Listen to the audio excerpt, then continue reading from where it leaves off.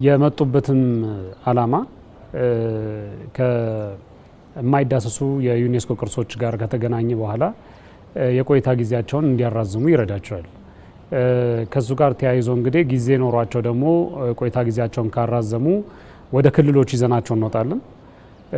አዲስ ዓመት አንዳንድ ክልሎች ላይ የአዲስ ዓመትም ከዚህ ጋር ከመስቀል ባህል ጋር ተያይዞ የዘመን መለወጫ የሚያደርጉበትም ስለሆነ ከሱ ጋር ያለውን ከለርፉል የሆነ ማንነታችንን የምናሳይበት መልካም አጋጣሚ ይዞ ይመጣል። እንግዳ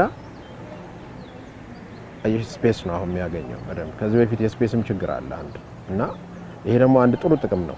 ስፔስ አለው፣ እንደፈለገ ዞር ዞር ብሎ ማየት ይችላል። በደንብ ስለ ባህሉ በደንብ ስለ ስርዓቱ ማወቅ የሚችልበትን እድል ይፈጥርለታል።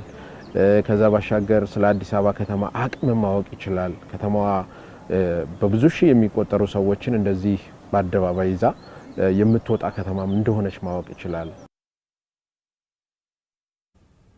የጎፋ ዞን ህዝቦች የዘመን መለወጫ የጎፋ ጋዜ ማስቀለና የኦይዳ የኦ ማስቀላ በዓላት በሳውላ ከተማ በድምቀት እየተከበሩ ነው።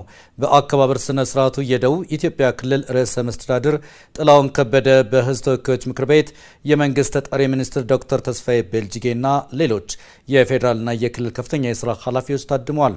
የጎፋ ዞን ህዝቦች የአዲስ ዘመን ማብሰሪያ የሆኑት በዓላቱ የሰላም፣ የፍቅር፣ የአብሮነትና የአንድነት ባህላዊ እሴቶችንና ትውፊቶችን በሚያንጸባርቁ መልኩ ነው እየተከበሩ የሚገኙት።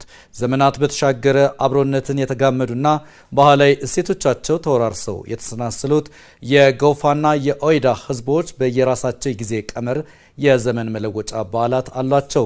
የጎፋ ጋዜ ማስቀላና የኦይዳ የኦ ማስቀላ የዘመን መለወጫ በዓላትን በወንድማማችነት እሴቶች አንድነታቸውን አጽንተው በጋራ በታላቅ ድምቀት ያከብራሉ።